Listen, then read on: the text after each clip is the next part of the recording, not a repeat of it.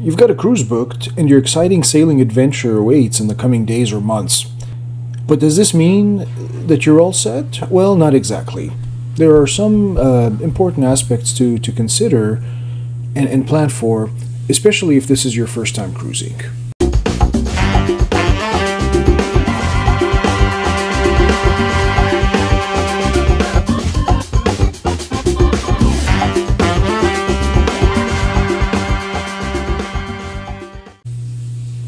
Hey, what's up everyone, and thank you for checking out ATW Travels. Imagine the thrill of finalizing the booking for your very first cruise, eagerly anticipating that dream vacation. However, just like any other trip you embark on, it's essential to be well prepared and aware of certain aspects to ensure a smooth travel day and enjoyable days at sea. Your ultimate goal is to make this vacation as stress-free as possible. And to help you out, we've compiled a list of items that have proven invaluable in making our cruising experiences both fun-filled and stress-free. By considering and planning for these factors, you'll be all set to make the most out of your vacation, your cruise vacation. After booking your cruise, the first step is to join the specific Facebook group for your sailing. Even if you don't use Facebook for anything else, we highly recommend joining the cruise group where you can search for the group related to your cruise line like Carnival, Royal Caribbean, NCL, and then look for your ship's name and then the date of your sailing. For instance, Carnival Dream, November 18, 2023. These groups are usually private and they offer valuable information that may not be available elsewhere. There you'll find experienced cruisers where they share lots of useful advice and details about the ship, such as whether they serve Pepsi or Coke, activities to do at ports, noise levels for specific rooms, and much more.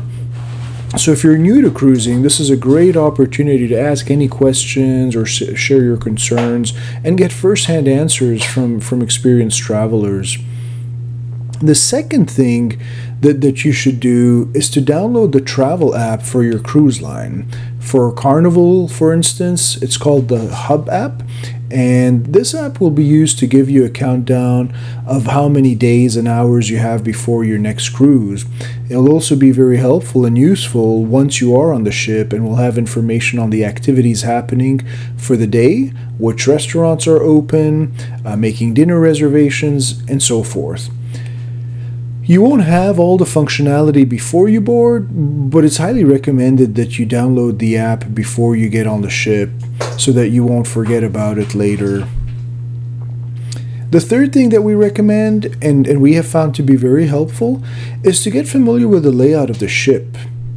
And you can do so by downloading the deck plan of that particular ship that you'll be sailing on.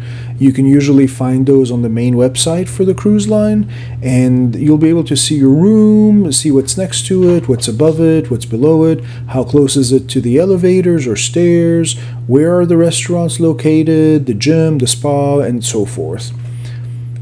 Fourth on the list is knowing what to pack. Anything from clothing based on the weather, port days, your sea days, your medications, and so on. And you'll also want to know what you can and can't bring on the ship. This is pretty important. You can typically see the cruise line's main website, which will list all these items, all items that are allowed and what's prohibited, and so you just want to make sure that you don't bring anything that you're not supposed to on the ship. Now, as far as what to pack, you can find several packing lists on the internet, but that doesn't mean that you have to take everything that's on those lists. They're good lists to remind you of things you might need but had forgotten about. Even though the ships will have shops where you can purchase small items or some clothing, you won't find everything, and it's just better to be prepared. Also, just like in hotels or touristy places, be prepared to pay a higher price for the items that you do find. Number 5 on our list is to plan for accommodation and or parking. Now, depending where you are and where you're sailing from, you'll probably be driving or flying to your destination or to the port.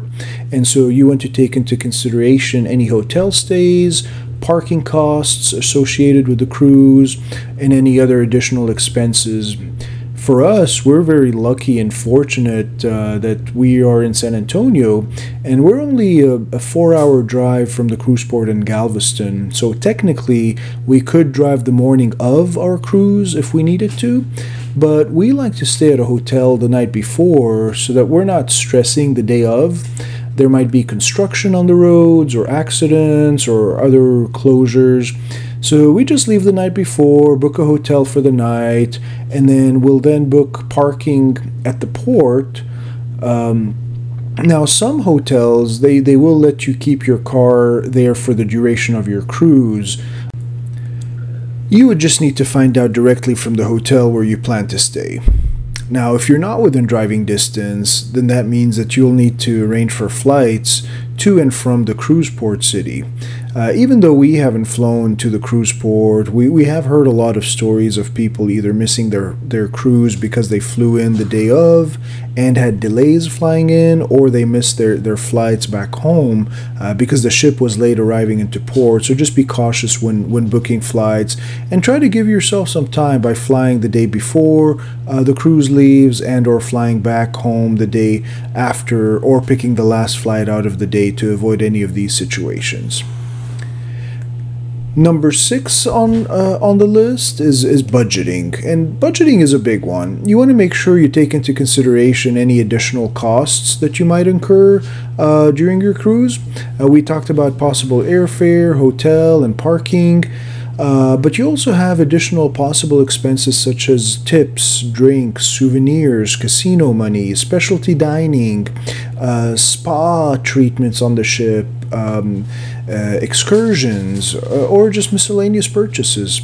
Now, in theory, you can get on the ship, eat from the different included food options, drink water, tea, or regular coffee, and then not spend an extra $1 if you choose to.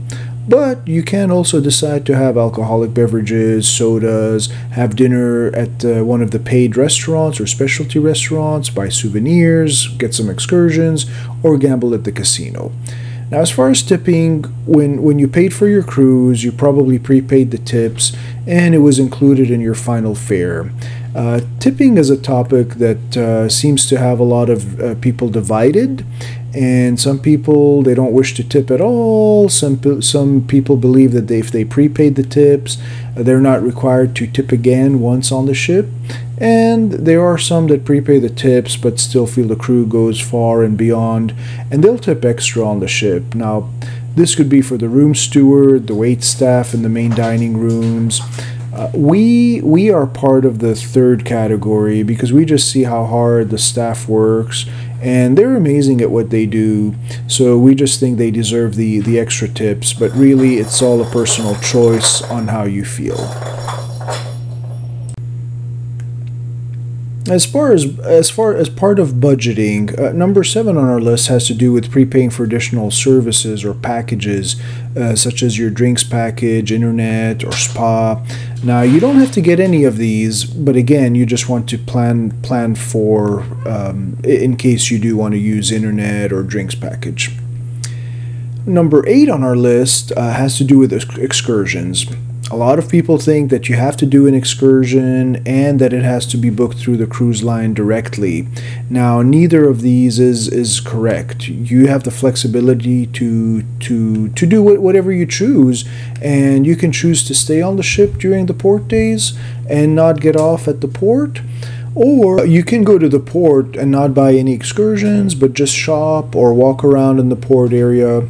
Now, if you do decide to do an excursion, you can either book it through the cruise line directly, or you can find something that you can do on your own. And there's pros and cons to doing either type of excursion, and it all comes down to personal choice. The next thing that you might want to plan for, become familiar with, especially if you're like us and you enjoy the food experiences on the cruise ships, is knowing what food options or choices you have on the ship. Now, we're not saying that you want to plan for every single meal that you eat, but at least be familiar with what restaurants or food types are on the ship, what times they're open, then notify the cruise line if you have any food allergies or special meal requests. In addition to knowing what options you have and if cost is an issue, then you want to make sure you know which places are included in your cruise fare and then which ones are upcharges, or also known as specialty restaurants. And the last item that we have on our list of things to plan for or do when getting ready is to make sure you check in online when that is available. Typically, you can check in 14 days prior to your cruise day, and the Hub app will let you know when that is, or if you log on to your account online. Now, checking in allows you to pick your boarding time and then print out your boarding passes and luggage tags along with any other information. With Carnival, when you do your online check-in, you're able to select a desired boarding time for when you can be at the cruise terminal. Some people like to be there as early as possible, while others like to be the last to board. Either way, the online check-in process lets you pick the time slot that suits your schedule. So we hope you enjoyed this video, and we hope that these tips were helpful for you in planning your cruise, especially if this is your first time cruising. You'll have an idea of what you can plan for between the time you booked your cruise and the day of your cruise. Please stay tuned for more videos coming up on more tips of what to do during your cruise day or as you board the ship.